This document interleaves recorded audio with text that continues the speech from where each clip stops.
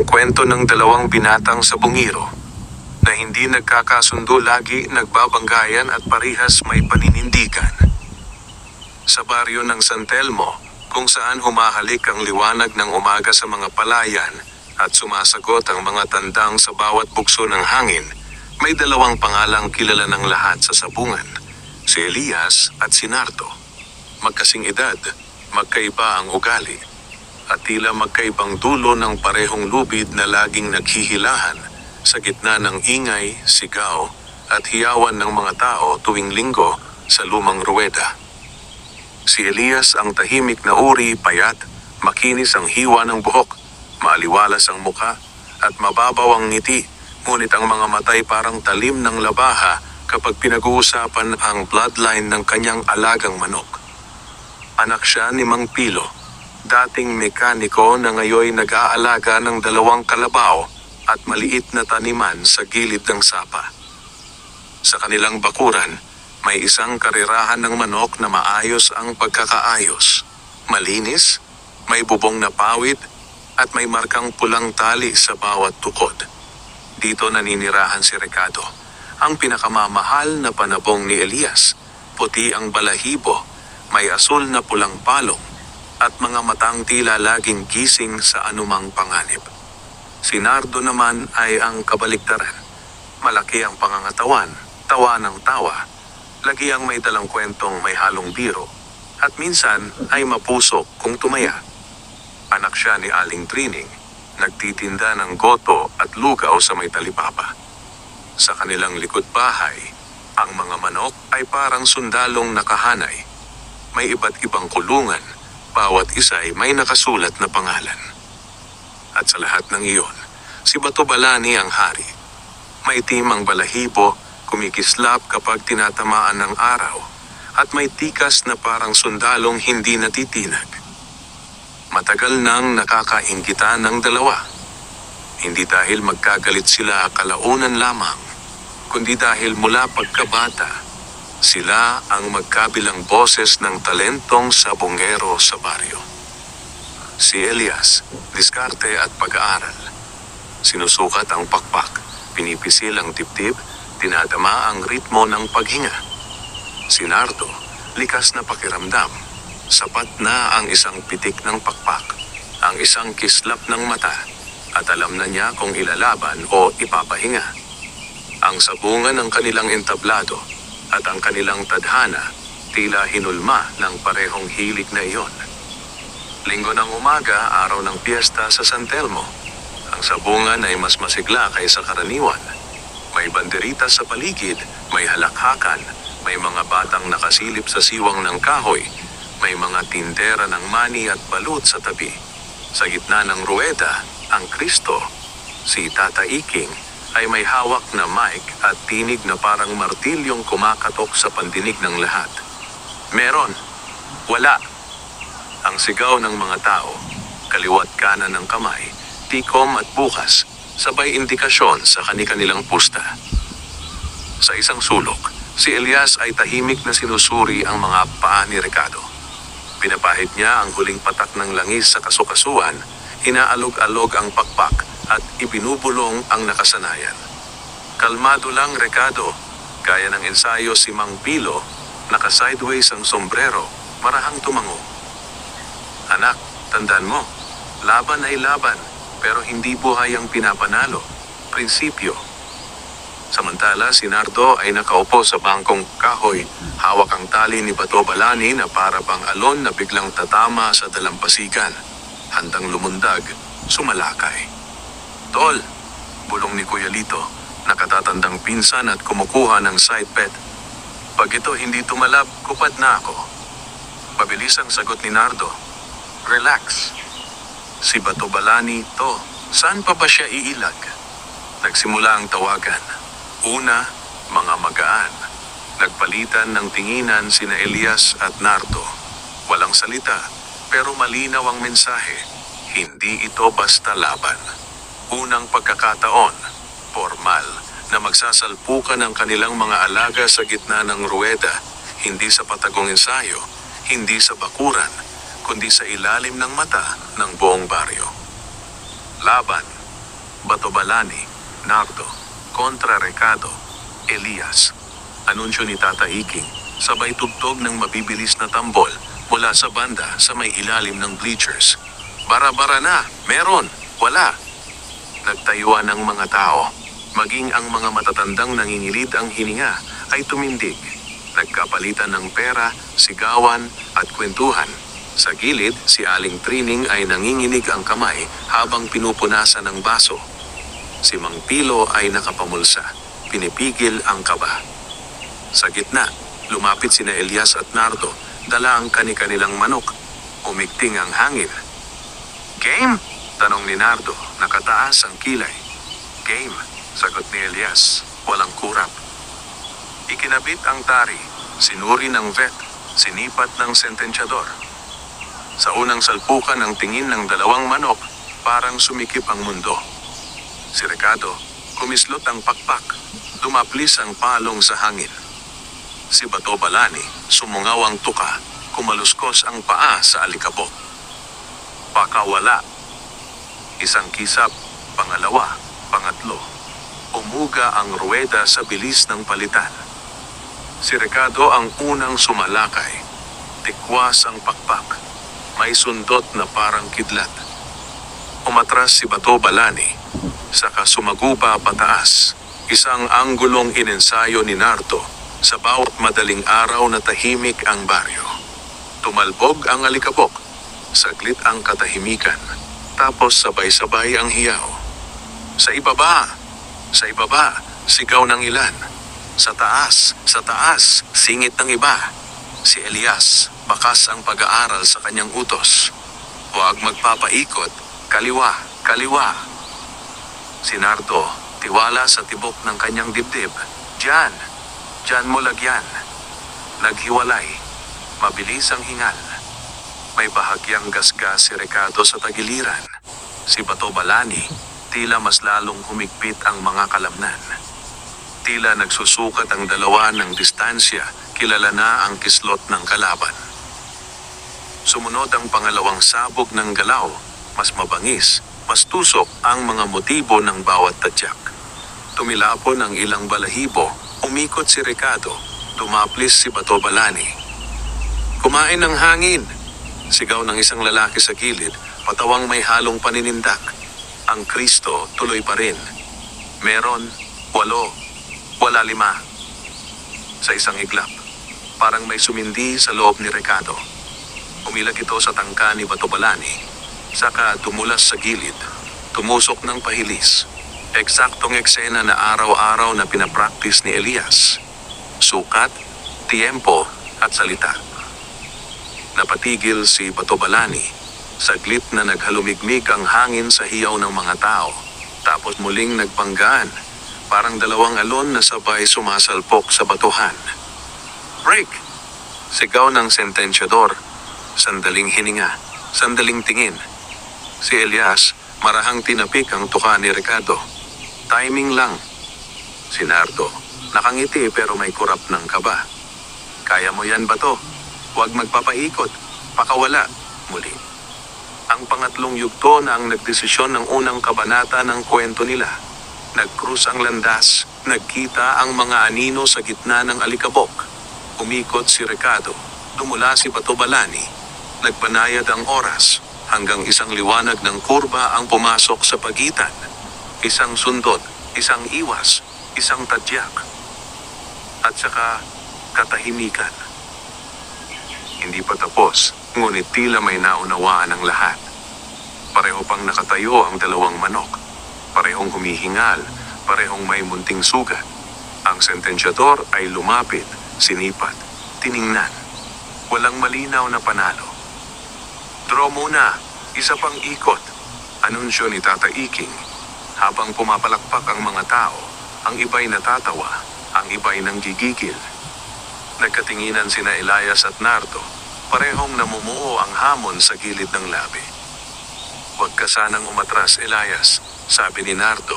Ang boses may halong tuksong pamilyar. "Hindi ako umatras kahit kailan," sagot ni Elias, diretso, banayad, pero matatag. "Last exchange," Sigaw ng sentensyador, itinaas ang kamay, tapos ibinaba. Nagalab ang ruweda. Si Ricardo ang unang sumalakay, pero si Batobalani ang mas mabilis ngayon. Sumingit, tumalilis, at tumarak sa anggulong di inaasahan. Umikot ang alikabok. May umusal ng dasal, may tumawa ng hangos, may tumigil sa paghitip ng yosi. Sa kadumula si Ricardo pakanan, binaligtad ang posisyon at tumarak din.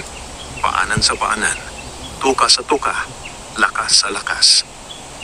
Pagbitaw ng alikabok, ang dalaway parehas na nakatayo pa rin. Ubos ang lakas, pero hindi ang loob. Tumingin ang sentensyador, saka lumapit sa announcer. Tablada!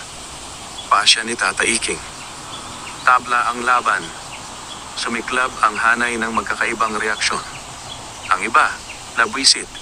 Ang iba, natuwa. Ang iba, napangiti. Ayos lang, sabi ni Mang Pilo. Tinapik ang balikat ng anak. May araw pa. Si Aling Trining naman, huminga ng maluwag. Buti na lang, hindi bugbog si Bato.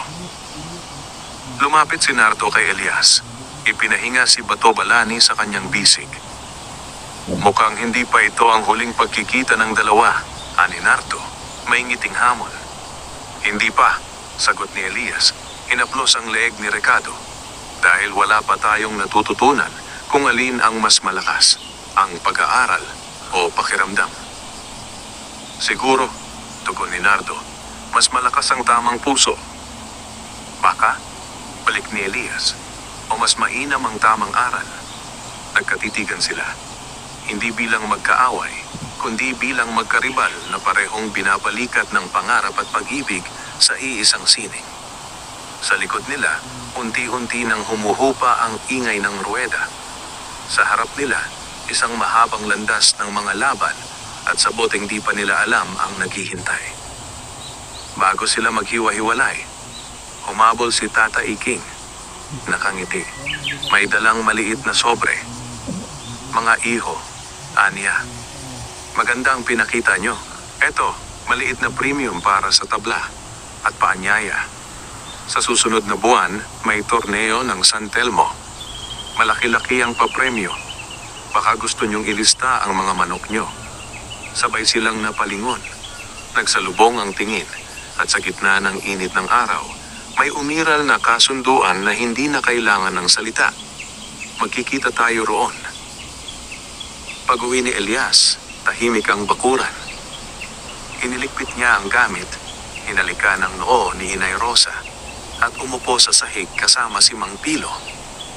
Anak, sabi ng ama, hindi lahat ng laban sinusolo.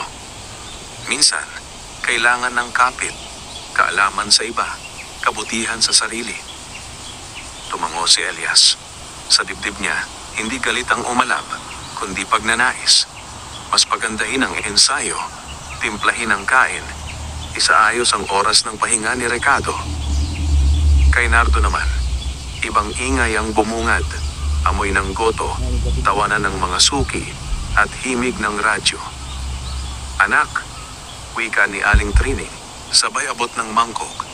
Hindi lahat nare-resolba ng tapang.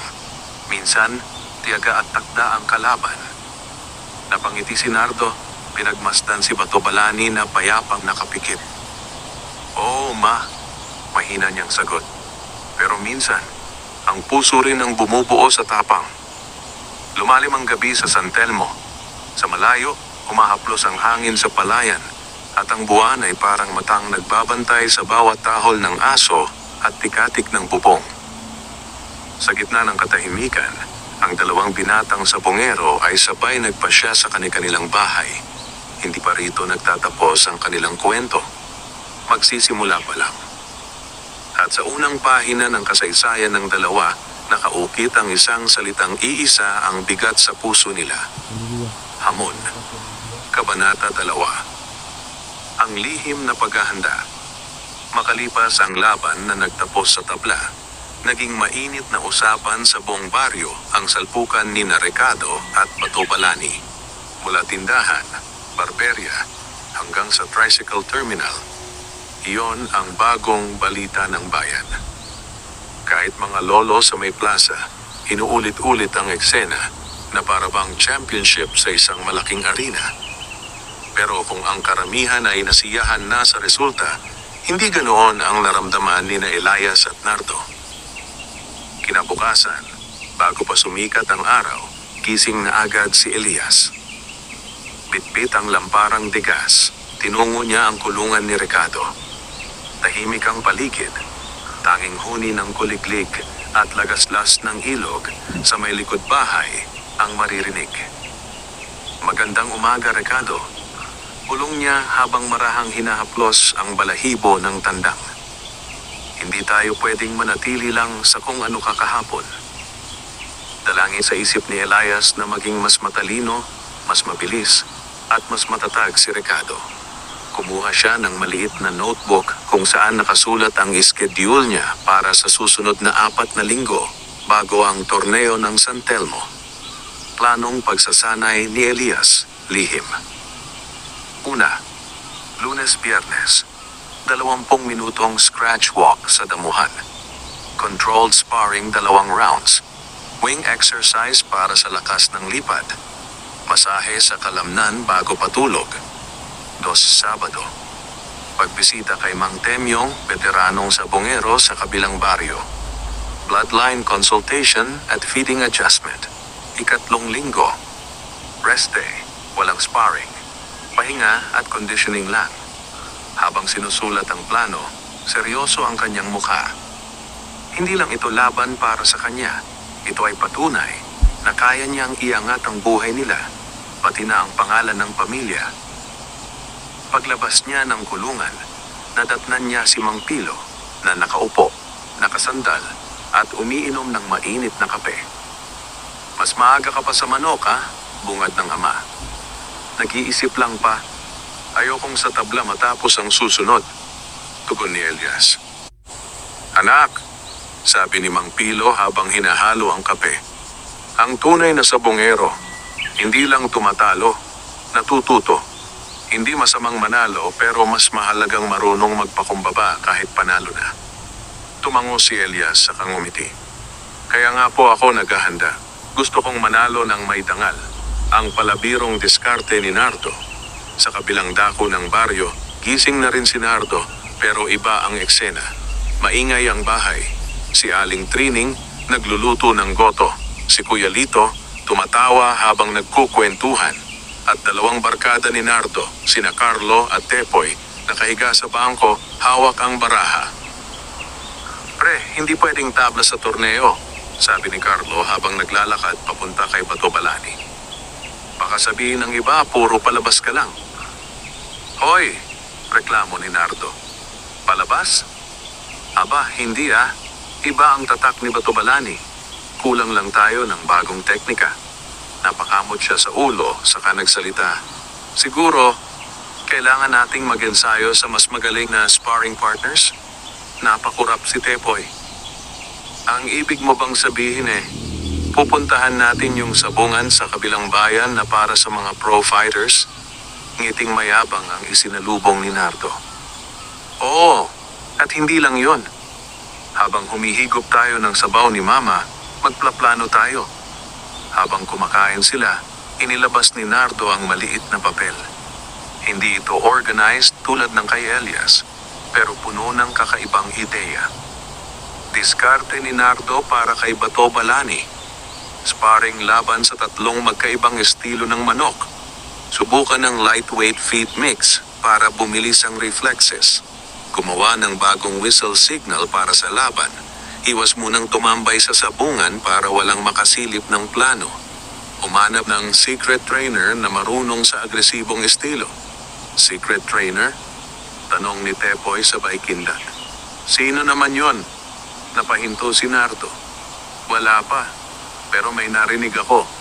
Yung Don Sergio, kilala sa Luzon. Nagpapalaban ng manok na hindi basta-basta natatalo. Baka sakaling maturo niya sa akin ang sikreto. Don Sergio? Halos sabay-sabay ang reaksyon ng barkada. Si Don Sergio ay alamat sa mundo ng sabong. Bihira magturo, at lalong bihira tumanggap ng baguhang sabonghero. Bahala na, sagot ni Nardo. Kapag gusto, may paraan. Ang simula ng lihim na paglalaban. Kinagabihan, parehong nag-ensayo ang dalawa ng patago sa mga mata ng kapitbahay. Si Elias, tahimik, may oras, may bilang bawat hakbang. Parang sundalong sumusunod sa schedule. Si Ricardo ay disiplinado, susunod sa bawat kumpas ng kamay ng amo.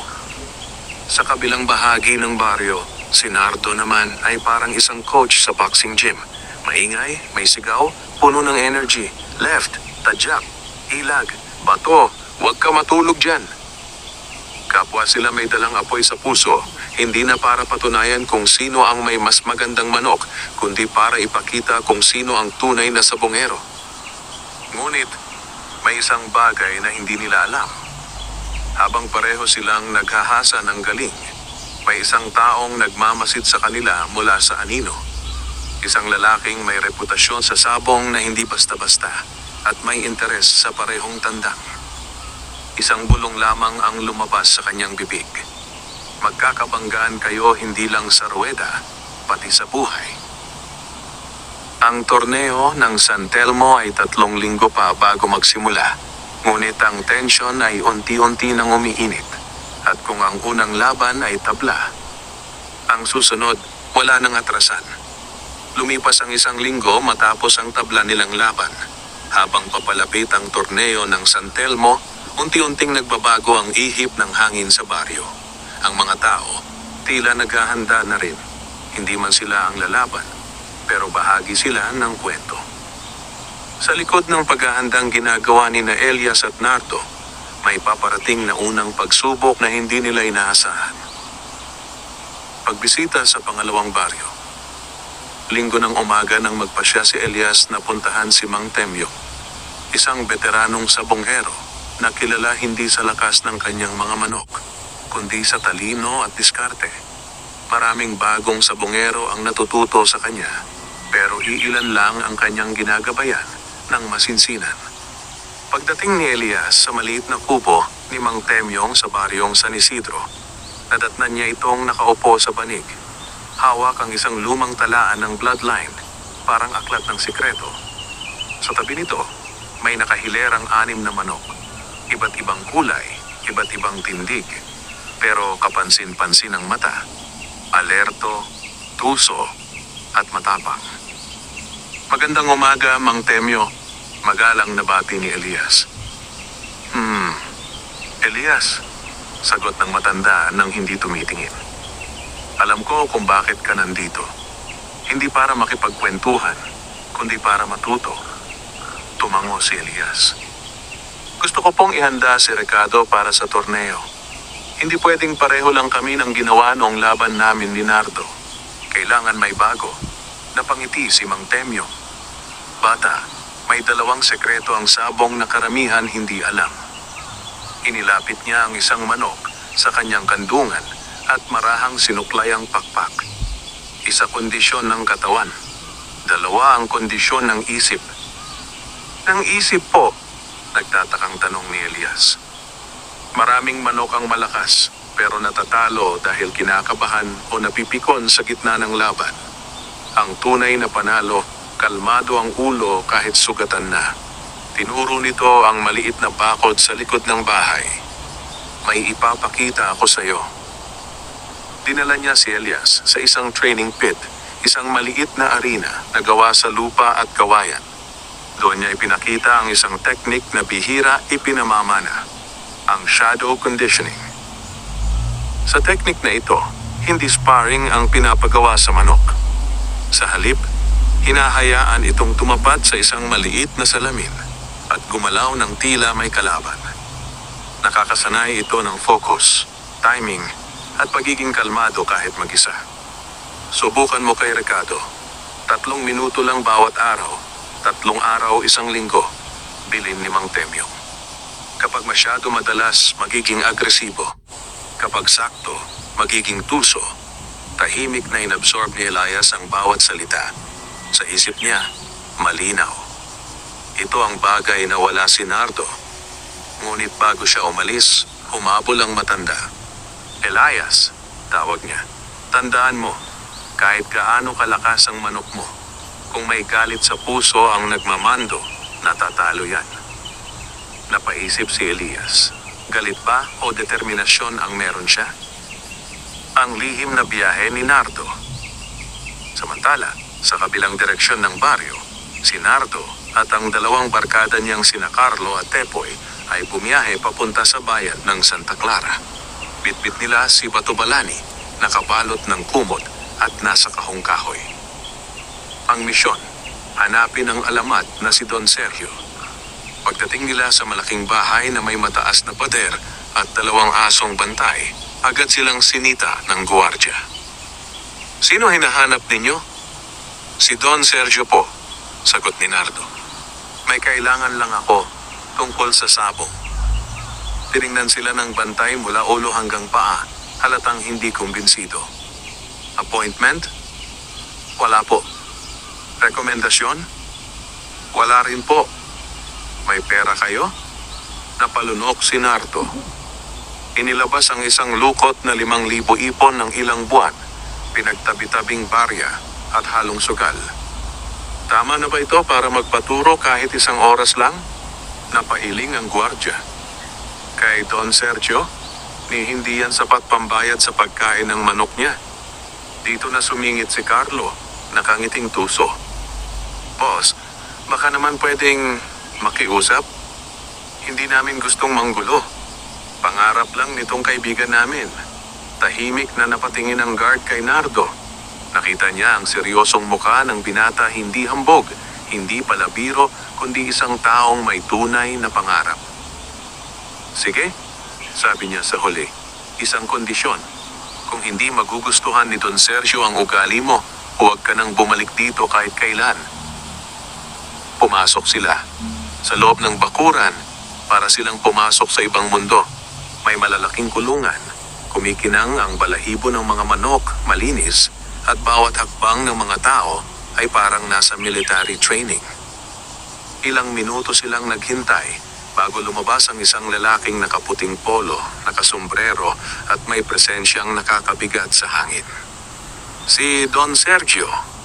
Mabagal siyang naglakad patungo kay Nardo. Tinitigan si Batobalani mula ulo hanggang paa. Ano ang pangalan ng ibon? Di Batobalani po. Timbang? Nasa 2.1 po. Bloodline? Kombinasyon ng Texan at Lemon Don. Umikot si Don Sergio. Tiningnan si Nardo diretsahan. Sabihin mo sa Kin, bata, bakit mo gusto maging magaling na sabonghero? Huminga ng malalim si Nardo ngayon. Walang yabang, walang patawa. Gusto ko pong ipakita na kaya kong maging pinakamagaling kahit wala akong pera, koneksyon o malaking pangalan. Na pwede akong manalo dahil sa puso, hindi sa yaman. Huminto si Don Sergio. Tila may saglit na katahimikan bago kumawala ang mahinang ngiti nito. Kung ganoon, simulan natin sa unang aral. Unang pagsubok. Hindi pa man training ang ibinigay kay Nardo. Sa halip isang tanong. Kung mahal mo ang manok mo, kaya mo bang huwag mo nang ilaban kahit may malaking torneo? Napakurap si Nardo. Ano pong ibig ninyo sabihin? Simple. Ang unang pagsubok mo. Pagputihin mo ang Batobalani. Pero bawal mo siyang isabak sa kahit anong sabong sa susunod na 2 linggo. Kung hindi mo kayang pigilan ang sarili mo, hindi ka pa handa. Nanigas si Nardo. Hindi sagot ang lumabas, kundi katahimikan. Isang taong nagmamasid. Sa gabi, habang nagsasara ang tindahan ni Aling Trining, may isang lalaking huminto sa tapat ng tindahan. May suot na sombrero, mahaba ang kwelyo, at may hawak na supot ng maispang patuka. Narinig kong naghahanda para sa torneo ang anak mo, sabi niya sa ina ni Nardo. Oo, pero bakit po? Pakisabi sa kanya, maging maingat, hindi lang manok ang pinaglalaban doon. Naglakad itong palayo bago pa makapag-follow up si Aling Trining. Naiwan siyang nakatulala. Ang misteryosong lalaking ito, siya rin ang nagmasid kina Elias at Nardo sa dilim noong isang gabi. At may alam siyang hindi pa nila nalalaman. Ang torneo ay 2 linggo na lang. Ngunit bago pa umabot doon, kailangan munang harapin ni na Elias at Nardo ang kani-kanilang unang pagsubok. Si Elias, pagkontrol sa emosyon at pagpapakalmado kay Ricardo. Si Nardo, pagpigil sa sarili at hindi pagpadala sa tukso ng laban. At kung sino ang unang bibigay, siya ang unang matatalo kahit wala pa sa ruweda. 2 linggo na lang bago ang torneo ng San Telmo. Habang papalapit ang araw, lalong umiinit ang hangin ng kompetisyon. Sa bawat sulok ng baryo, may bulong-bulungan, may hula-hula at may mga matang nagmamasid. Hindi lang para sa laban ng manok, kundi para sa banggaan ng 2 kabataang sabongero. At sa gabi, may mga lihim na nagsisimulang gumalaw. Ang unang pagkakamali ni Elias. Mahigpit na sinusunod ni Elias ang payo ni Mang Temyong. Araw-araw may oras ang training, hindi sobra, hindi kulang. At sa loob ng 1 linggo ng pagpa-shadow conditioning kay Ricardo, napansin niya ang malaking pagbabago. Mas kalmado na ang manok, hindi na padalos-dalos, at mas maganda ang timing. Ngunit isang gabi, nalihis si Elias sa plano. Pagkatapos ng shadow training, may dumating na grupo ng kabataang sabongherong kapitbaryo. Kasama ang isa sa mga kilalang hambog na sabonghero roon, si Gardo. Isang lalaking mahilig manching at ayaw magpatalo sa reputasyon. Elias, sigaw ni Gardo habang papalapit, kasama ang 2 pang tropa. Balita namin pinagaganda mo raw yung manok mo para sa torneo. Baka naman pwede kami makisubok kahit 1 round na sparring lang? Nagulat si Elias. Hindi niya plano magpa-sparring dahil rest day sana ni Ricardo kinabukasan. Ngunit napansin niyang nakatitig ang iba pang kabataan sa kanya. May mga nakangisi, may naghihintay ng reaksyon. Ay, hindi pwede. Hindi pa oras ng sparring ni Ricardo. Magalang niyang sagot. Aba, ang arte naman, tugon ni Gardo sabay tawa. O baka naman natatakot ka lang na matalo to bago pa ang torneo? Napatingin ng mga tao at doon siya tinamaan sa ego. Saglit siyang natahimik, hindi siya sanay nagpapaapekto sa pang-aasar pero ayaw din niyang isipin ng iba na duwag siya. Isang malalim na hinga, isang maling desisyon. Sige, sagot ni Elias. 1 round lang. Masayang umingay ang grupo. Akala nila simpleng ensayo lang. Pero para kay Elias, isa itong paglabag sa disiplina na itinuro sa kanya. Nagharap si Ricardo sa manok ni Gardo, isang pulang manok na may angkas na talas ng mata. Sa unang palitan, maganda ang ikot ni Ricardo, magaan ang galaw, tama ang iwas. Pero sa ikalawang galaw, umatak si Gardo. Sige, tumikit, dikit! Sigaw ni Gardo sa manok niya, pilit inilalapit ang laban sa siksikang posisyon. Ang uri ng laban na ayaw ni Elias para kay Ricardo dahil mas mataas ang tsansa ng injury. Break muna! Sana ay sasabihin ni Elias, pero huli na isang tusok ang tumulas sa tagiliran ni Ricardo. Napahinto ang lahat. Mabilis na inawat ni Elias ang laban, nanginginig ang kamay habang sinusuri ang tagiliran ni Ricardo. Mabuti na lang, gasgas lang ang tama, hindi malalim. Pero sapat iyon para pagalain ang kanyang isip buong gabi. Kung sana hindi ako nagpatalo sa init ng ulo. At sa unang pagkakataon, naramdaman niya ang bigat ng salitang maling desisyon. Ang pagsubok sa pagpipigil ni Nardo. Sa kabilang bayan, si Nardo na may dumadaan sa ibang uri ng pagsubok, hindi pisikal, kundi kalooban. Isang gabi, habang nag-aalok si Aling Trining ng goto sa may palengke, may lumapit kay Nardo, si Toby, isang kilalang mananaya. Nardo, may pa-derby sa Lagro bukas, jackpot, 50,000 piso, kaunting laban lang to at sigurado kay Bato Balani. Napahinto si Nardo, parang sinampal ng tukso. 50,000 pesos? Sa hirap ng buhay nila, napakalaki nun. Isang panalo lang, kaya niyang ayusin ang tindahan ni nanay, makapag-ipon, at bumili ng mas magandang vitamins at feeds para kay Bato Balani. Pero sumagi ang boses ni Don Sergio. Kung hindi mo kayang pigilan ang sarili mo, hindi ka pa handa. Napapakagat labi si Nardo. Pumintig ang dibdib. Gusto niyang sumagot ng oo. Sandali lang to, Nards, panguto ni Toby. Walang makakaalam. Tayo-tayo lang. Pag nanalo ka, ikaw ang bida. Pag natalo, maliit lang ang mawawala. Maliit ba talaga? O malaki? Dahil tiwala ang mawawala? Sige na, Nardo, dagdag ni Toby. Isang laban lang. Di mo ba gustong ipakit? Hindi, biglang sagot ni Nardo. Natigilan pati mga tao sa paligid. Hindi sanay ang lahat marinig si Nardo ng ganoong kaseryoso. Dahan-dahan itong huminga, saka tumingin kay Toby ng diretsyo. Ang tunay na champion marunong maghintay ng tamang araw. At hindi ngayon yon. Umalis si Toby, nakangisi ng may inis. Good luck, ha? Baka pagsisisihan mo. Si Nardo ay nanatiling nakaupo, tahimik, seryoso. At sa loob-loob niya, kung gusto kong maging pinakamahusay, dapat marunong akong sumunod sa disiplina. Ang gumagalaw na anino. Habang abala ang baryo sa kani-kanilang buhay, may isang taong gumagalaw sa likod ng dilim.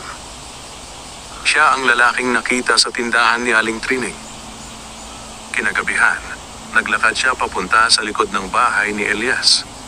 Bitbit ang maliit na supot ng feed at bote ng likidong may kakaibang amoy. Napahinto siya sa may kulungan ni Ricardo. Nginitian ang manok at bulong. Maganda ka, sayang kung mawala. Ibububuhos na sana niya ang likido sa pagkain ng biglang kark. May kaluskos. Tumigil ang anino, nagkubli sa likod ng puno. Lumabas si Elias, may hawak na lampara, tila hindi mapakali. Sinilip ang kulungan at marahang kinausap si Ricardo. Pasensya ka na kanina, hindi na mauulit. Hindi niya alam, isang hakbang na lang sana at mawawalan siya ng laban bago magsimula ang torneo. Umurong ang lalaking anino, naglaho sa dilim at iniwan ang isang bulong. Hindi pa ngayon. Mas masarap manira kapag malapit na sa tagumpay.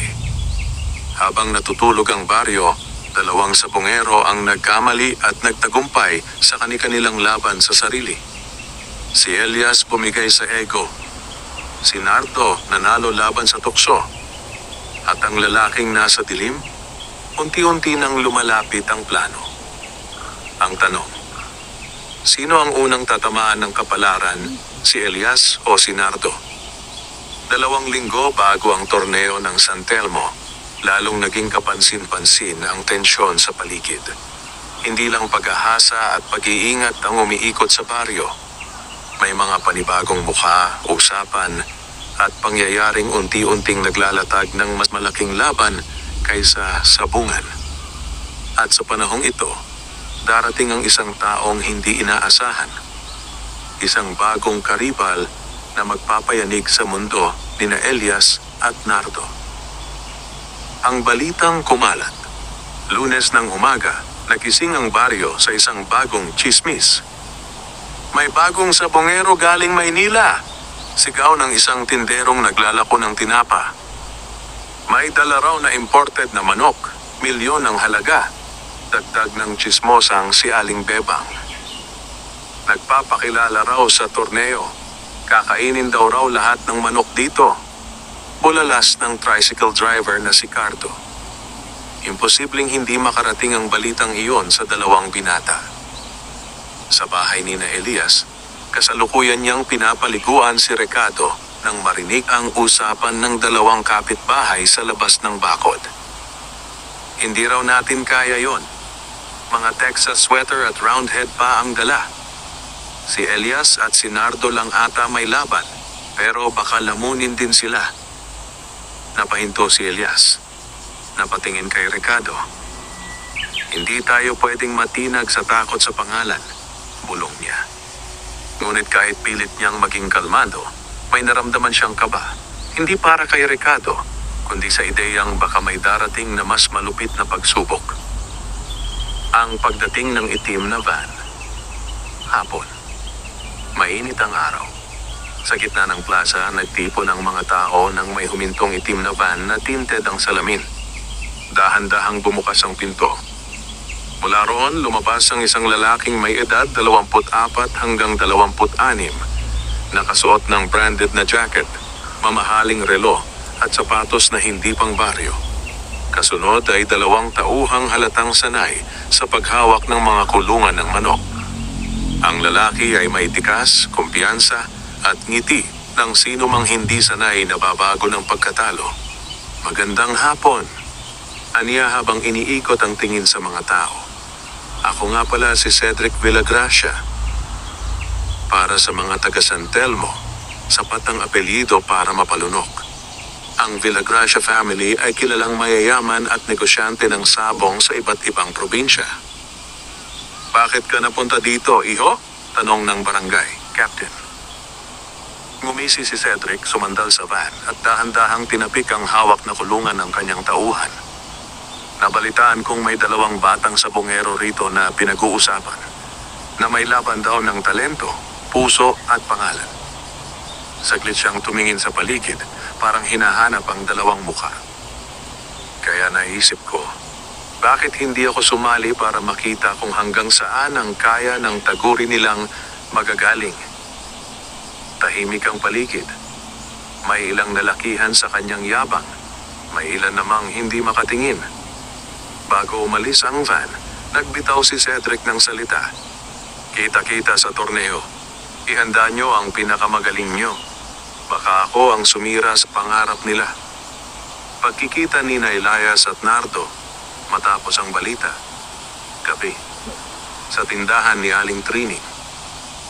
Dumating si Elias upang bumili ng mais pang patuka. Naabutan niya si Nardo na nakaupo sa bench, nakayuko, hawak ang baso ng gulaman. Tahimik na naupo si Elias sa tabi niya. Narinig mo na? Tanong ni Elias. Si Cedric? Oo, sagot ni Nardo, hindi tumitingin. Kung sa yabang lang, panalo na siya. Nagkatawanan silang 2 ng bahagya, hindi bilang magkaribal, kundi bilang magkaparehong may kinaharap na mabigat na hamon. Hindi ko siya kilala, dagdag ni Elias. Pero hindi ko kailangan kilalanin ang yabang. Ang kailangan kong tuunan si Ricardo at sarili ko. Tumango si Nardo. At ako si Bato Balani. Hindi ako papayag na magkawala sa laban na hindi ko pa nasisimulan. Sandali silang nagkasundo sa isang bagay. Hindi sila magkaibigan, pero pareho ang laban nila. Hindi lang isa't isa, kundi laban sa isang taong may pera, impluensya at reputasyon. Bago sila maghiwa-hiwalay, biglang napadungaw si Elias at nagsalita. Nardo, kung sakaling magkaabot tayo sa torneo. Ngumiti si Nardo. Hindi ko bibigyan ng tablayan. Dapat may panalo. Ngumiti rin si Elias. Pareho tayo.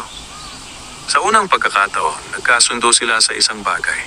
Ang tunay na laban nila ay hindi isa't isa, kundi ang karibal na dumating. Ang plano ng lalaking nasa dilim. Habang tila nagkakaroon ng pagkakaunawaan sina Elias at Nardo sa kabilang bahagi ng baryo, may lalaking nagbubulong ng ibang plano. Ang lalaking may sombrero, ang misteryosong tagamasid, ay nakikipagpulong sa loob ng isang bakuran, kasama ang 2 aninong hindi makita ang mukha. Sigurado ka? Tanong ng isang malalim ang boses. Darating ang batang Villagracia? Oo, sagot ng misteryosong lalaki. At siya ang magiging perpektong panangga sa plano natin. Anong balak? Tanong ng isa. Ngumisi ang lalaki. Simple, habang nakatapat sa mayayaman ng atensyon, saka tayo kikilos sa 2 mahihinang biktima, si Elias at si Nardo, na pangiti ang 2. At ang lalaking nasa dilim ay nagwika. Hindi ko kailangan silang talunin sa ruweda. Uunahan ko sila sa labas pa lang. Habang lumalalim ang gabi, May 3 puwersang papunta sa isang landas. 2 binatang sabongero, handang magbagong anyo para manalo. Isang bagong karibal, may pera at yabang na kayang yumanig sa laban. Isang kaaway sa dilim, may masamang plano na hindi tungkol sa sabong, kundi sa pagbagsak ng pangarap. At sa susunod na kabanata, may unang tatamaan. Lumipas ang ilang araw matapos dumating si Cedric Villagracia sa San Telmo. Habang abala ang mga taga-baryo sa pag-uusap tungkol sa bagong karibal, unti-unting lumalapit ang panganib na matagal nang nagtatago sa dilim. At sa gabing abala ang lahat, magsisimula ang unang sabotahe. Araw ng Miyerkules, tahimik na nag-eensayo si Elias kasama si Ricardo sa bakuran. Sinusunod niya ang bagong routine na itinuro ni Mang Temyong. Shadow conditioning, tamang-tamang ikot, controlled breathing. Habang pinagmamasdan ang mahinahong kilos ni Ricardo, may kakaibang ginhawang naramdaman si Elias. Parang nararamdaman niyang may progreso ang manok. Matapos ang training, kinausap siya ni Mang Pilo. Elias, ani ng ama, may kumakalat na balita tungkol kay Cedric. May dala raw siyang manok na tinatawag na El Diablo. Mata pa lang daw, nakakatakot na. Hindi nagpakita ng takot si Elias, pero ramdam ng puso niya ang kirot ng kaba. Kung totoo man yun, sagot ni Elias, di ibig sabihin susuko tayo. Mas lalo tayong maghanda. Pinisil ni Mang Pilo ang balikat ng anak. Maaari kang matalo sa laban, pero huwag sa sarili mo. Ang desisyong bumabagabag kay Nardo. Sa bahay naman ng mga Montoya, si Nardo ay nasa sitwasyon ng internal na labanan. Sa mesa sa harap niya, isang brown envelope na may sulat mula kay Don Sergio. Sa loob nito, isang special conditioning feed mix na ibinigay sa kanya bilang gantimpala sa pagpasa sa unang pagsubok, ang pag-iwas sa pa-derby sa Lagro. Ngunit may sulat na kalakip. Gamitin mo ito ng tama. Hindi sagot ang lakas kung mali ang timpla. Babalik ako para sa susunod na pagsusulit. Hindi pa man siya tapos magbasa, dumating ang 2 kaibigan, sina Carlo at Tepoy. Pre, balita namin si Cedric nga raw ay may imported na manok. Ang presyo parang kotse. Wika ni Carlo. Kung gusto mong lumaban, baka kailangan mo nang gumamit ng mas mabigat na training. Dagdag ni Tepoy. Napatingin si Nardo sa special feed. Sa loob ng utak niya may boses na nagsasabing, gamitin mo na. Ito ang tsansa mo para siguradong lumakas si Bato Balani. Pero may isa pang boses. Huwag magmadali. Baka mali ang oras. Huminga siya ng malalim at itinabi ang feed. Hindi pa ngayon, tugon niya. May tamang araw para dyan.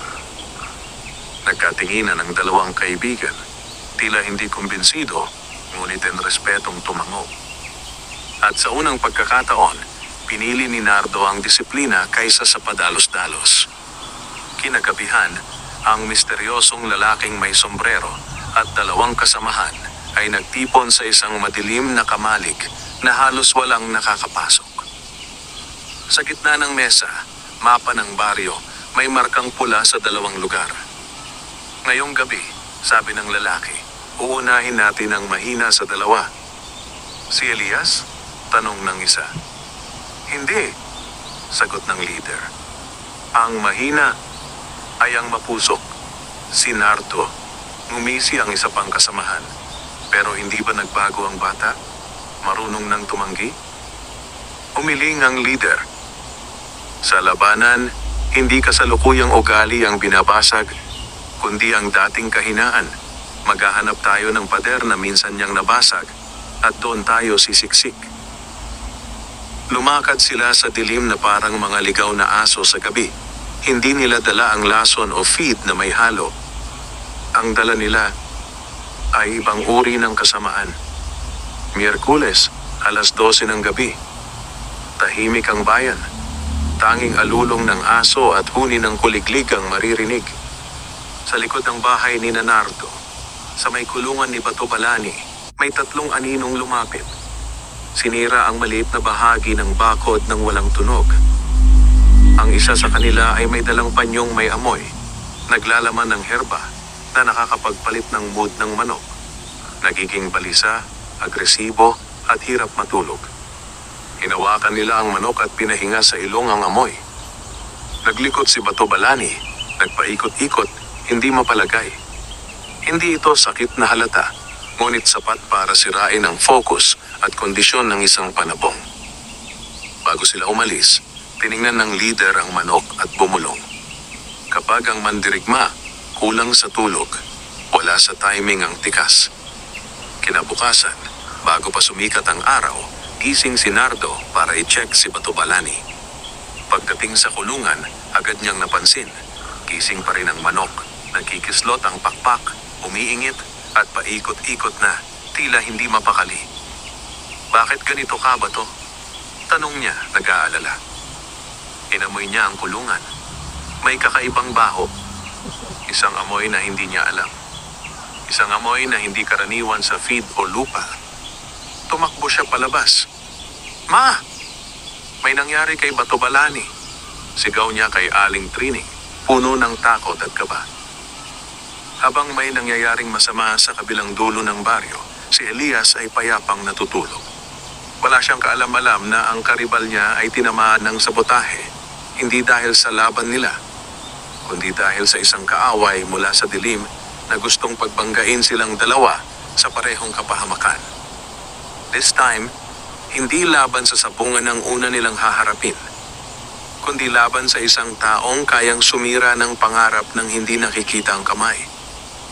Madaling araw, habang kumakapit pa ang dilim sa baryo ng San Telmo, ang takot at kaba ay unti-unting lumalatag sa bahay ng mga Montoya. Si Nardo, pawis na pawis at balisa, ay hindi mapakali sa nakikita kay Bato Balani. Hindi pa rin natutulog ang tandang. Pabalik-balik, paikot-ikot parang may hinahanap na hindi makita. Ang dating tikas na puno ng kumpiyansa ay napalitan ng pagkabagabag at pangungulimot sa isang sulok. Bato, ano bang nangyari sa'yo? Bulong ni Nardo. Halos mapaiyak habang hinahaplos ang likod ng alaga. Lumapit si Aling Trining, hawak ang lampara. Nanlaki ang mata niya nang makita ang lagay ni Bato Balani. Anak, may sakit ba ito? Parang iba ang kilos. Umiling si Nardo. Hindi ito sakit, ma. May amoy sa kulungan. Parang may pinahid o may ipinasinghot. Napating silang dalawa sa sirang bahagi ng bakod. Isang butas na hindi nila napansin kagabi. Doon nagsimulang gumuhit sa isipan ni Nardo ang isang nakakatakot na posibilidad. May taong pumasok sa kulungan. Umaga, nagkagulo agad ang balita. Nilapitan si Nardo ng mga kapitbahay at kapwa sa bongero. Pre, baka may nangailangan lang ng manok? Baka may pusa o daga lang? Baka naman ikaw ang nakalimot magsara kagabi. Ngunit may isang taong hindi mo basta mabubola sa ganitong sisihan, si Mang Temyong, na dumating matapos marinig ang balita. Pagsilip pa lang sa kulungan, napakunot na ang noo niya. Hindi pusa ang gumawa nito, at lalong hindi aksidente, anya. Sinuri niya ang paligid, ang lupa, pati ang kahoy na wasak. Nang dakutin niya ang isang maliit na piraso ng damit na naiwan sa bakod, may amoy itong mapait, nakakahilo.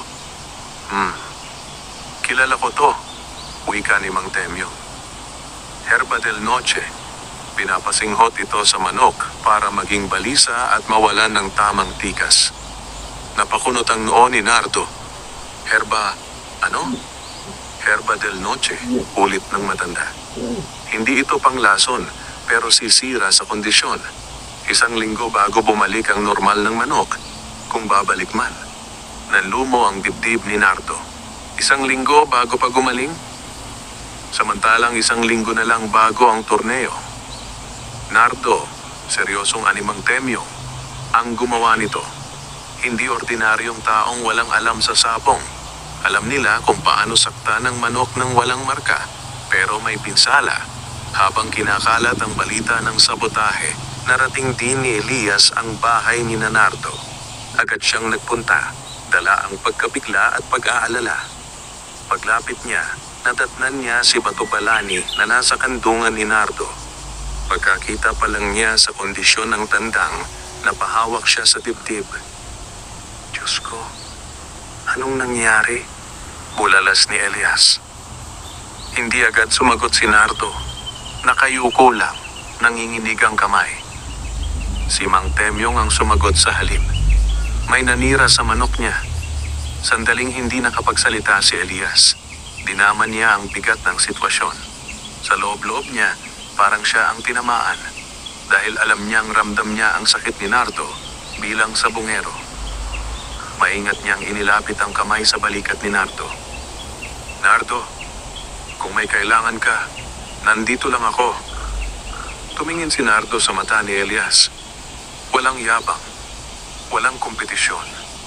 Tanging pagkakaintindihan ng dalawang taong pinahahalagahan ng parehong bagay.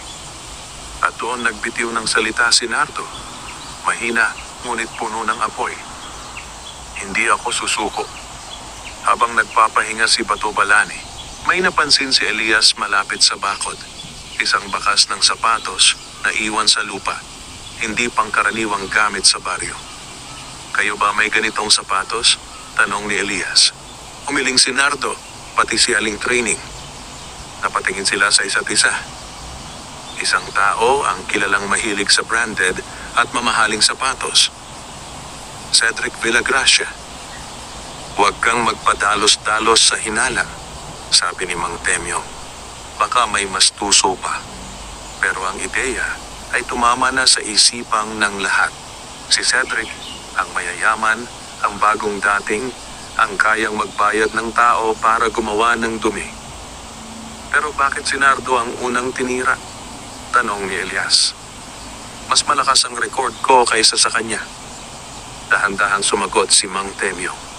Dahil mas madaling wasakin ang puso ng taong madaling mag-apoy. Napalingon silang lahat kay Nardo. At doon niya napagtanto. Target siya hindi bilang sabonggero, kundi bilang pinakamadaling pasukuin.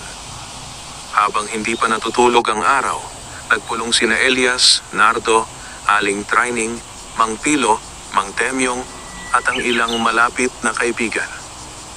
Isang tanong ang nakabitin sa hangin. Anong gagawin natin? Maraming sagot ang pumasok. Magbantay tayo gabi-gabi. I-report natin kay Kapitan. Magsama tayo ng mga bantay. O gumanti tayo.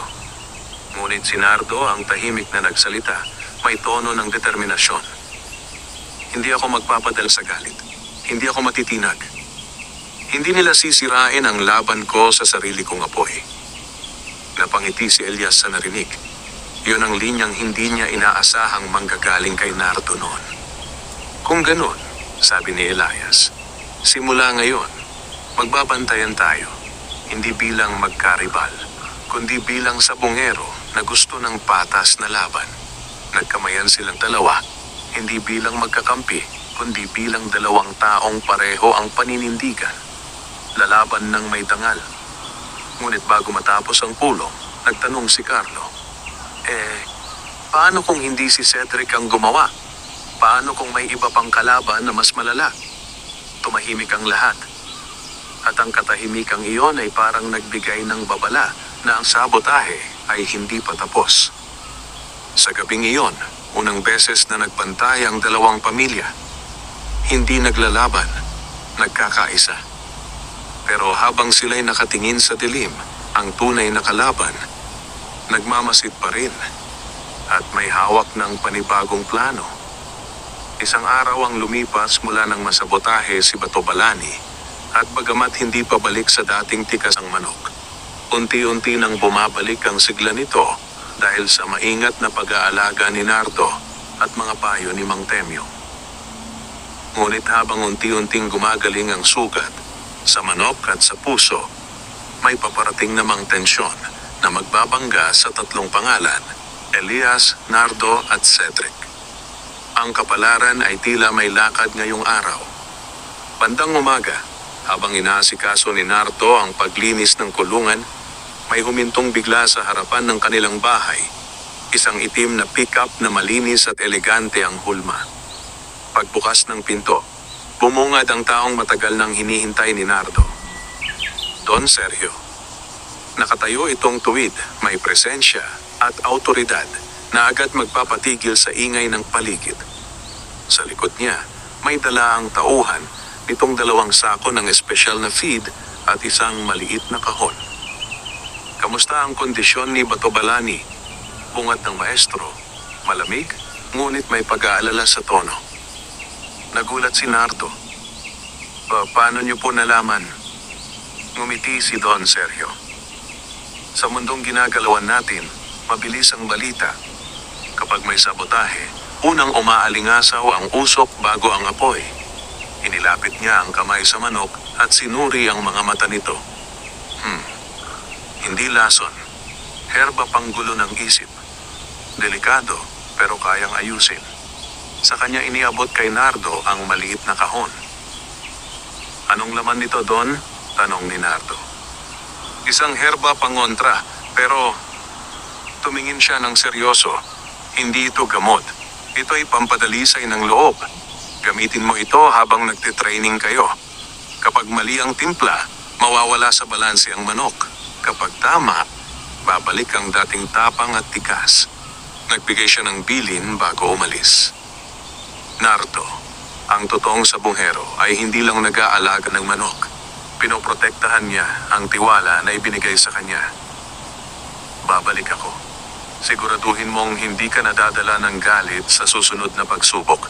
Naiwan si Nardo na may hawak ng bagong pag-asa at bagong responsibilidad. Samantala, si Elias ay nasa bahay ni Mang Temyong para sa susunod na leksyon. Pinagmasdan ng matandang sabongero si Ricardo habang nagwawalis ng maliliit na hakbang sa lupa. Maganda ang galaw, wika ni Mang Temyong, pero may kulang pa. Napatingin si Elias. Ano po? Pusong may direksyon. Madalas, pag nasa gitna ng laban, umaasa ka sa teknika. Pero kapag nabulag ng sakit, dugo at pressure ang manok, kailangan niyang lumaban hindi dahil sa utos mo, kundi dahil sa tiwala niya sa iyo. Tinuro ng matanda ang dibdib ni Elias. Kung ikaw ay may takot, nanlalamig ang damdamin ng manok. Kung ikaw ay may galit, nagiging pabigla-bigla siya. Napayuko si Elias. Muling bumalik sa isip niya ang maling sparring na pinilit niya dahil sa kahihiyan. Elias, patuloy ni Mang Temyong. Ngayon ang tanong ko sa iyo, kung muling mangyari na inaasar ka at binabanata ng pride mo, kaya mo bang manahimik at piliin ang tamang oras? Saglit siyang hindi nakasagot, pero sa huli, dahan-dahan siyang tumango. Susubukan ko, Mang Temyo, para kay Ricardo at para sa sarili ko, hapon. Sa palengke, maraming tao ang namimili ng pagkain para sa pista ng barangay. Amoy inihaw, tinapa at sariwang gulay ang kumalat sa paligid. Si Elias ay namimili ng mais pang patuka. Si Nardo naman ay bumibili ng luya at herba para sa natural na pampanumbalik ng sigla ni Batobalani. At parang itinadhana, sabay silang napahinto sa iisang tindahan. Nagkatinginan ng dalawa. Walang yabang, walang tensyon, kundi may mutual respeto. Ngunit bago pa sila makapag-usap ng maayos, may huminto sa tabi nila. Isang mamahaling motorsiklo, kasing kintab ng bagong kotse. Bumaba ang lalaking nakasuot ng branded jacket at sunglasses kahit hapon pa lang. Si Cedric Villagracia. Uy, tugon niya na may kumpiyansang ngiti. Ang dalawang sinasabi ng baryo na may laban sa puso at kawawang pangarap. Napakunot ang noo ni Nardo. Ano sabi mo? Hindi nagpatalo si Elias. Kung may kailangan ka, sabihin mo ng diretsyo. Huwag paikot. Tumawa si Cedric, malumanay pero may panguuyam. Sige, diretsyo. Tumingin siya sa kanilang dalawa bago nagbitaw ng matalim na linya. Hindi kayo ang kalaban ko sa torneo. Ang totoong kalaban ko ay ang ilusyon yung may laban kayo sa level ko. May mga taong napatingin. Nahinto ang usapan sa palengke. Ngumisi si Cedric at nagpatuloy. Ang tanong, kahit magtulungan pa kayo, kaya ba niyong bumangon mula sa sabotahe? O baka naman, Isa sa inyo ang bibigay bago pa dumating ang araw ng torneo? Hindi pa sila nakakasagot nang umalis si Cedric. Iniwan silang may halong inis at palaisipan. Pagkatapos ng pagbanggaan, matapos umalis si Cedric, napatingin si Elias kay Nardo. Huwag mo nang hayaang kainin ka ng sinabi niya, wika ni Elias. Ngumiti si Nardo ng bahagya. Kung dati ko yon narinig, baka sinugod ko na siya. Pero ngayon, hawak niya ang kahong ibinigay ni Don Sergio. Uunahin ko muna ang laban na kayang manalo, laban sa sarili ko. Nagbilang ng ilang segundo si Elias, saka nag-abot ng kamay niya. Magkita tayo sa rueda, hindi bilang kaaway, kundi bilang tunay na magkaribal. Tinanggap ni Nardo ang kamay niya. Walang atrasan. Sa unang pagkakataon, hindi lamang ang sabungan ang nagapoy ng tensyon, kundi ang pagkikita ng tatlong landas. Si Elias, ang disiplinadong utak. Si Nardo, ang pusong nagbabagong anyo. Si Cedric, ang mayayamang bagyong paparating. At sa likod ng tatlong iyon, ang lalaking nasa dilim na ngayon ay mas lalo pang natuwa sa nangyari. Dahil mismong takot at duda ang kanyang pinapakain. At mabilis itong kumapit. Ang torneo ay 8 na lang na araw ang layo. 8 na lang na araw bago ang torneo ng San Telmo. Sa bawat araw na lumilipas, mas lalong humihigpit ang hangin ng paghahanda at pangamba. Kung dati ang laban ay tungkol lamang sa Recado kontra Patobalani, ngayon ay naging 3 na at may isang lihim na halimaw na gumagalaw sa dilim. Ang pangalawang unos ay paparating at mas malala kaysa una. Dahil sa tulong ni Don Sergio, mabilis na bumalik ang sigla ni Patobalani. Sa loob ng 3 araw ng herba pangontra at tamang timpla ng pagkain, napansin ni Nardo ang pagbabago. Mas maayos na ang tulog ng manok. Bumabalik ang dating tikas at kilos. Hindi na balisa. Muling alerto at agresibo sa tamang paraan. Habang pinupunasan niya ang pakpak ng alaga, napangiti si Nardo. Yan ang gusto ko. Balik apoy na ulit ba to? Bulong niya.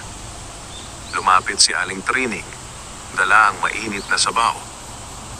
Anak, nakita ko yung determinasyon mo nitong mga araw. Kung ano man ang mangyari sa torneo, proud ako. Napayakap si Nardo sa ina. Hindi man niya aminin ng malakas, iyon ang lakas na kailangan niya. Sa kabilang dulo ng baryo, si Elias naman ay patuloy na sumusunod sa payo ni Mang Temyong. Palakasin hindi lang katawan ng manok, kundi ang ugnayan nilang dalawa. Sa araw na iyon, hindi sparring ang ginawa nila. Sa halip, tumabi si Elias sa kulungan ni Recado. Nagdadala ng ulam at humuhuni ng mahina, tila nilalambing ang manok.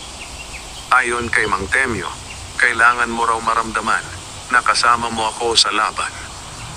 Mahinang sabi ni Elias habang pinapakain ang tandang.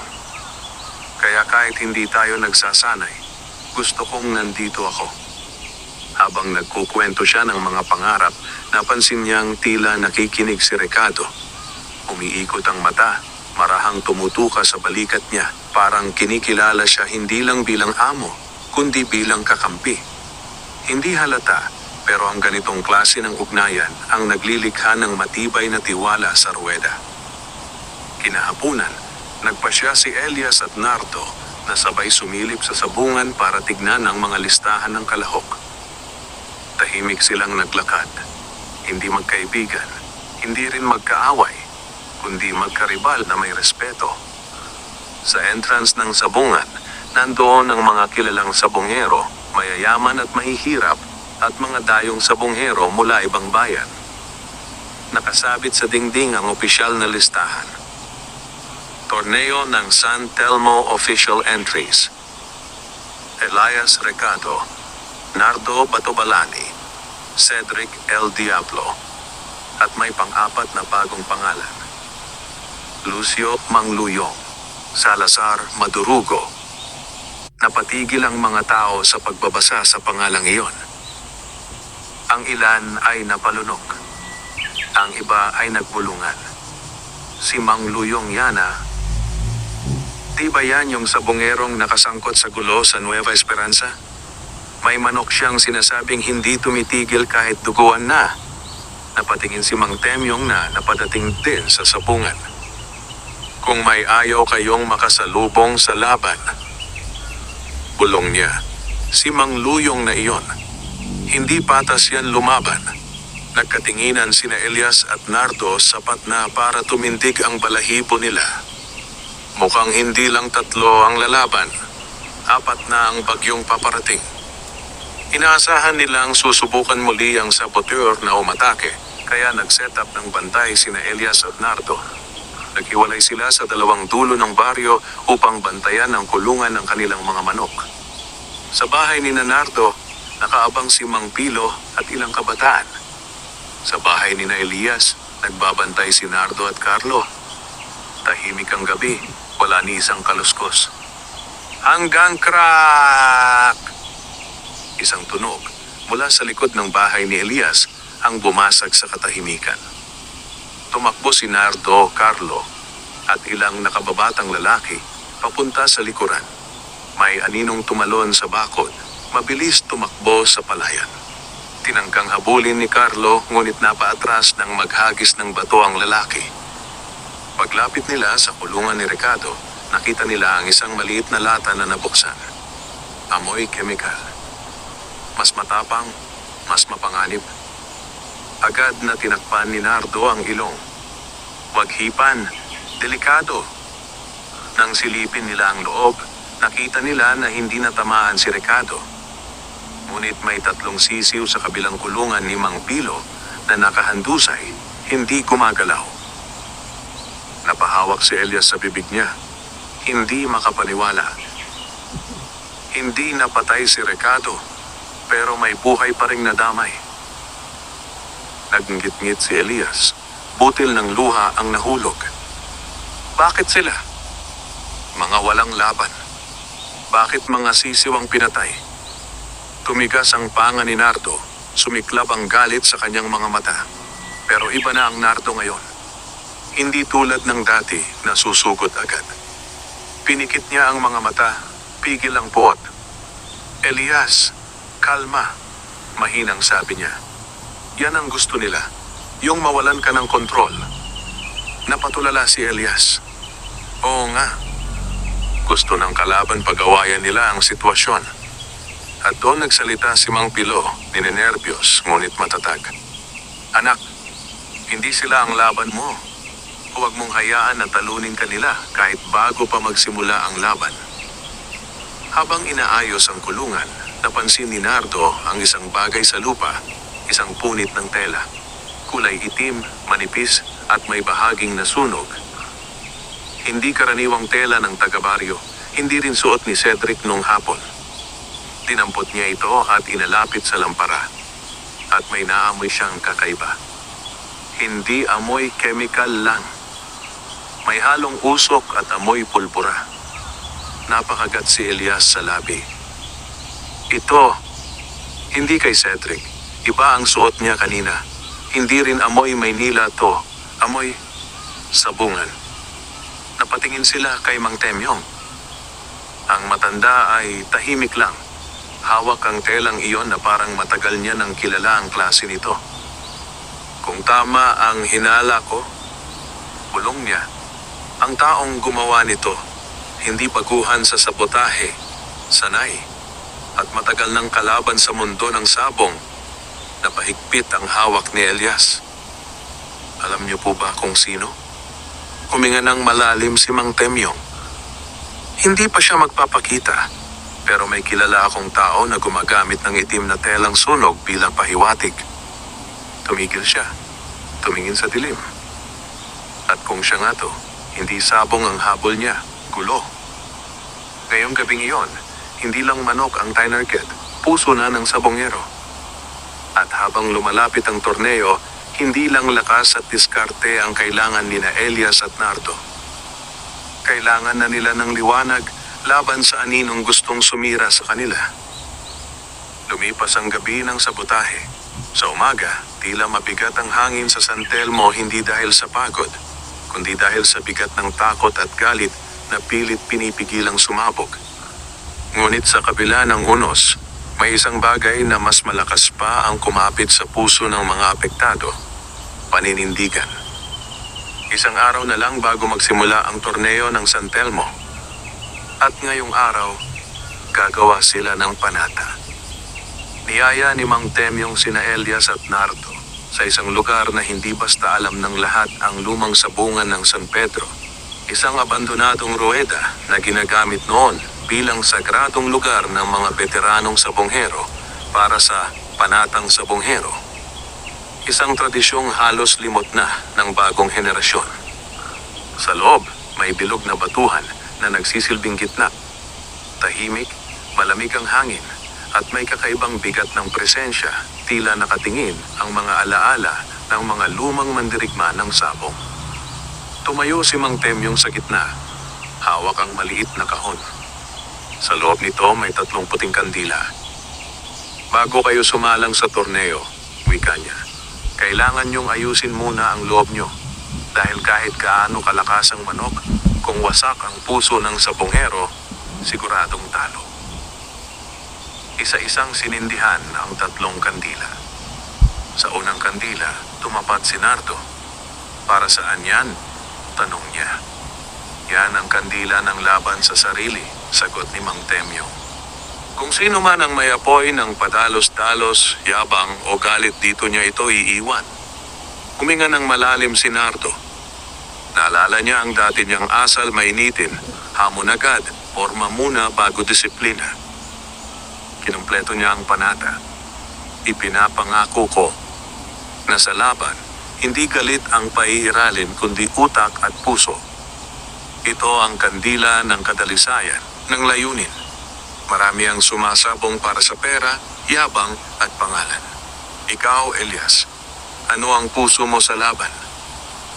Tahimik si Elias sa ilang segundo, hindi dahil hindi niya alam ang sagot, kundi dahil ngayon niya ito tuloy-tuloy nasasabi ng malinaw.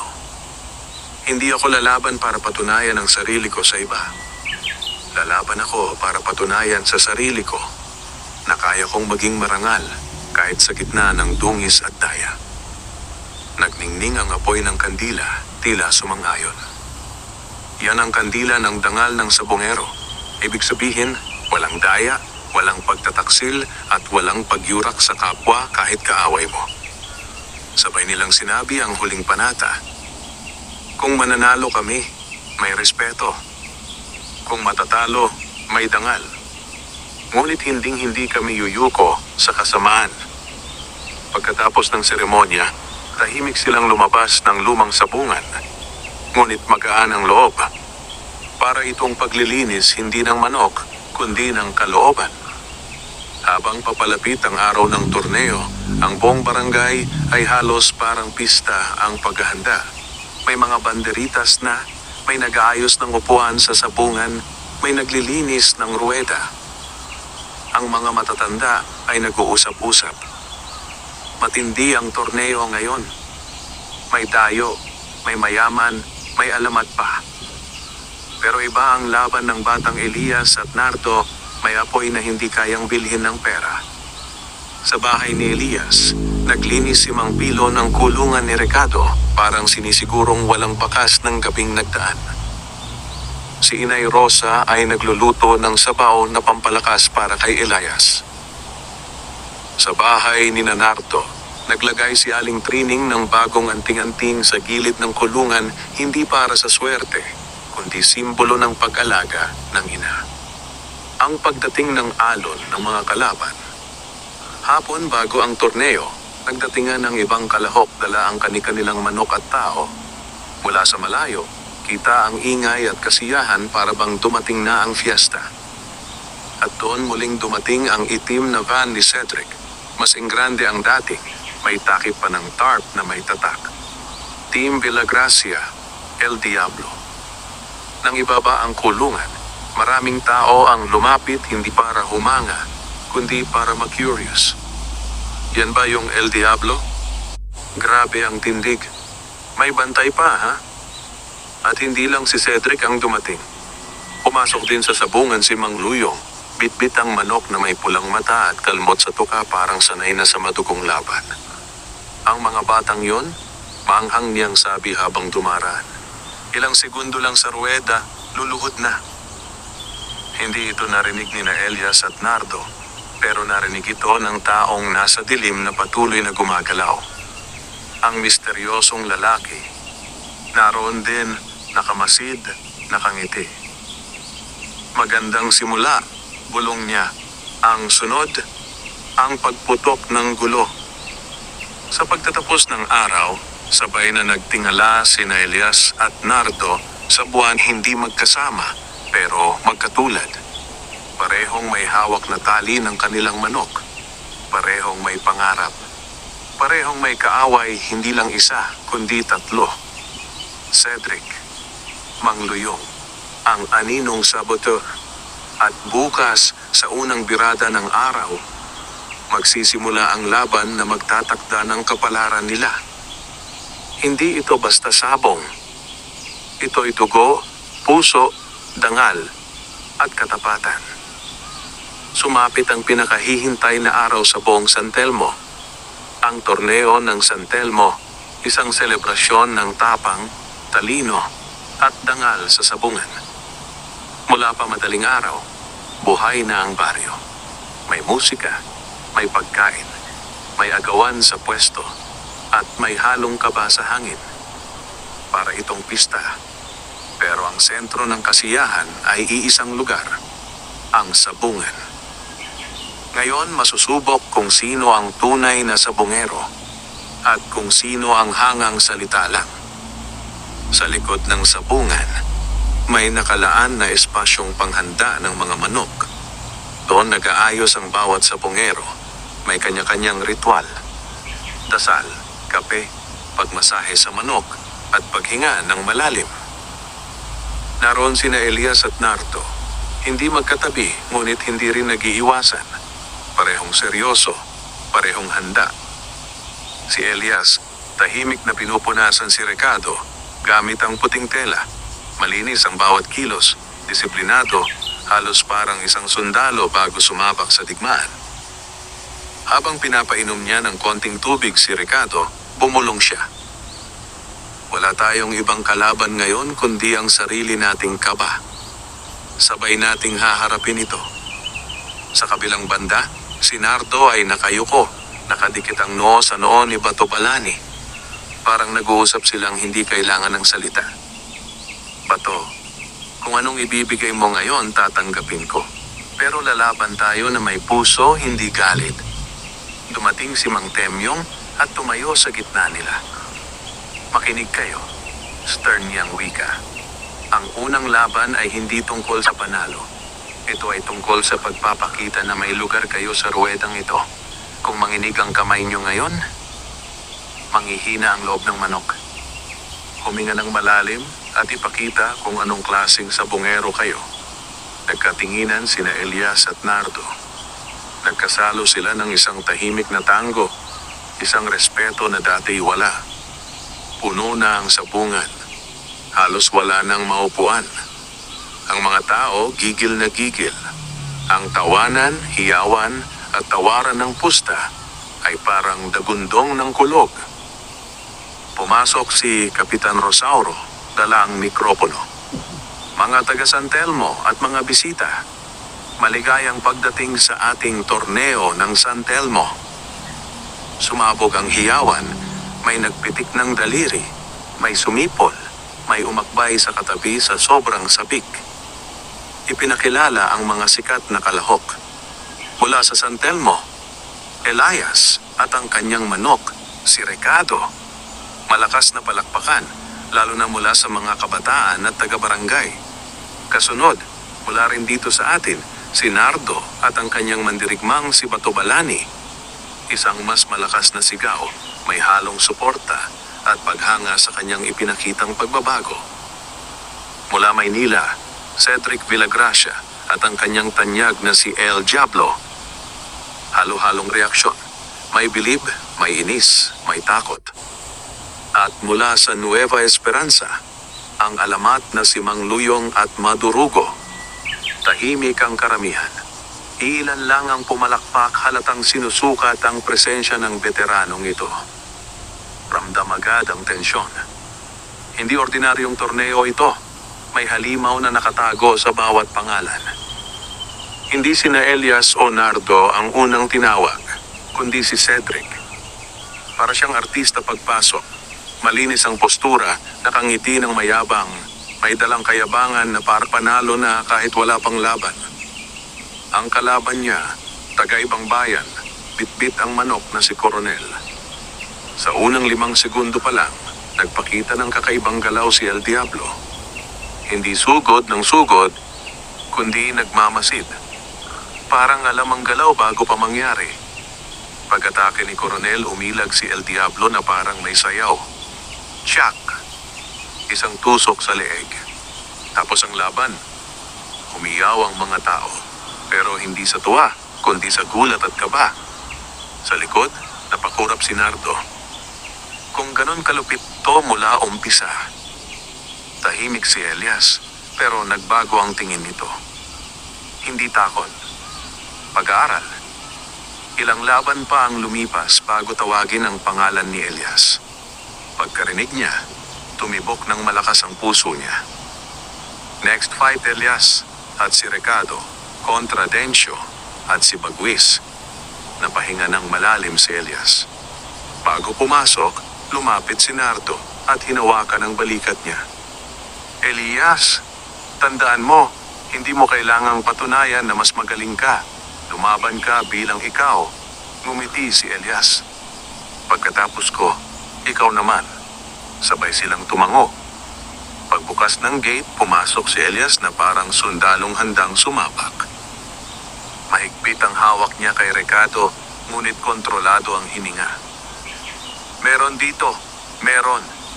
Wala. Wala. Taasan mo na yan.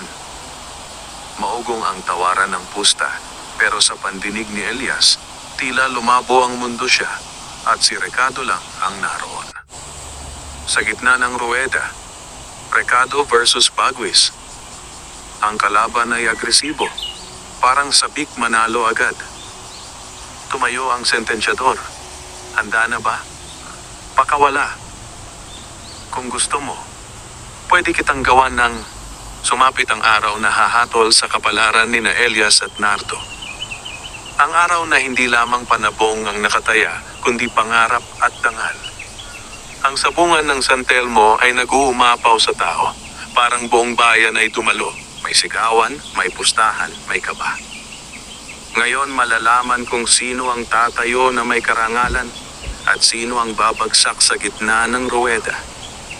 Pagkatapos ng tawag, tumayo si Elias at bitbit si Ricardo papasok sa ruweda. Hindi niya iniisip ang manonood. Tanging tiwala niya kay Ricardo ang nasa puso. Pakawala. Si Bagwis ang kalaban. Agresibo, mabilis, makamandag. Sumugod agad si Bagwis, 3 sunod-sunod na tuka. Pero umatras si Ricardo, kalmado, hindi nagpapaubaya. Parang binabasa ang galaw ng kalaban, tulad ng training nila ni Mang Temyo. Isang mabilis na ikot. Tsa! Tumama ang unang palo ni Ricardo sa pakpak ni Bagwis. Nagulat ang kalaban, sigawan ng tao. Sinubukan muling sumugod ni Bagwis. Mas matinding atake. Ngunit doon bumawi si Ricardo. Isang pahagis na sipa pataas ang tumama sa tagiliran ng kalaban. Bumagsak si Bagwis, hindi na tumayo. Panalo si Ricardo. Nagpalakpakan ang mga tao. Pero si Elias, imbes na magdiwang ng sobra, ay yumuko sa tabi ni Ricardo at bumulong. Salamat, kasama. Hindi yabang, kundi respeto. Ikalawa, ang laban ni Nardo. Sunod ang laban ni Nardo at ni Batobalani kontra sa mabangis na manok ni Mang Luyong. Madurugo, kilalang walang atrasan, kahit tukuhan. Pagpasok pa lang, nagngisi si Mang Luyong. Sigurado ka ba bata, ang manok ko hindi marunong umatras, ngunit hindi na easily triggered si Nardo. Tahimik siyang huminga. Natutunan ko ng hindi galit ang sandata. Pakawala! Umeksena agad si Madurugo. Sumugod, halos walang pasintabi. Tinamaan si Bato Balani sa pakpak. Napasinghap ang mga tao. Dati, dito pa lang, sasabog na sana ang emosyon ni Nardo. Pero ngayon, kontrolado. Bato, atras ka muna. Umikot si Bato Balani. Naiwasan ang sunod na palo. Paghabol ni Madurugo, pak! Isang tusok ni Bato Balani sa baba. Tumigil si Madurugo, nanginginig. At bago pa makabawi, isang tuka sa dibdib. Bumagsak si Madurugo. Panalo si Bato Balani. Hindi dahil sa bangis, kundi dahil sa disiplina. Tumitig si Mang Luyong kay Nardo, galit at hindi makapaniwala. Ngunit nilapitan siya ni Nardo at marangal na nag-abot ng kamay. Hindi ito tinanggap ni Mang Luyong. Pero ang buong sabungan, tinanggap at hinangaan ang kanyang ginawa. Sa kasagsagan ng saya, may biglang naglakad papasok sa gitna ng sabungan. Ang lalaking nakasombrero, ang misteryosong anino ng nakaraang gabi. Tinanggal niya ang sombrero. Nagulat ang ilan nang makita ang muka. Si Toby, dating kaibigan ni Nardo, dating kakamping sabongero, ngayon ay saboteur. Hindi ako makapaniwalang natatalo niyo ako ng ganun kadali. Mapait na sabi ni Toby. Kung sumama ka sa akin, Nardo, hindi ko sana ginawa ang lahat ng yun, pero mas pinili mo sila kaysa sa akin. Tumayo si Nardo, huminga ng malalim. Hindi kita kalaban noon, Toby, pero ginawa mo ang sarili mong talo. Hindi manok ang sinabotahe mo. Dangal. Hindi niya sinigawan. Hindi siya nagpahiya. At dahil doon, mas tumama ang salita. Dinampot si Toby ng tanod. Habang inilalabas, tumingin si Elias at nagwika. Hindi kami kailangang mandaya para manalo. Kaya hindi mo kami kailanman matatalo. At umalingaw-ngaw ang palakpakan ng mga tao. Hindi para sa panalo, kundi para sa pagpapakatao. Ang huling mensahe sa sarili. Sa dulo ng araw, sabay na naglakad sina Elias at Nardo palabas ng sabungan. Hawak ang kanilang manok, hindi bilang tropeo, kundi bilang kasamang mandirigma. Sa may ilog, tumigil sila. Nardo, sabi ni Elias, kapag nagharap tayo, hindi ko bibigyan ng tabla. Upos lakas tayo. Ngumiti si Nardo. Iyon ang gusto ko, walang atrasan. Nagkamayan sila, hindi bilang magkaaway, kundi bilang magkaribal na may dangal. Hindi importante kung sino ang tunay na kampiyon sa huli. Dahil ang pinakamahalagang laban ay hindi sa ruweda kundi ang laban sa loob. Laban sa ego, laban sa galit, laban sa tukso. At si Elias at Nardo ay panalo doon. Ito ang kwento ng dalawang binatang sabongero na naglaban, bumangon at nagtagumpay ng may puso at dangal. Wakas.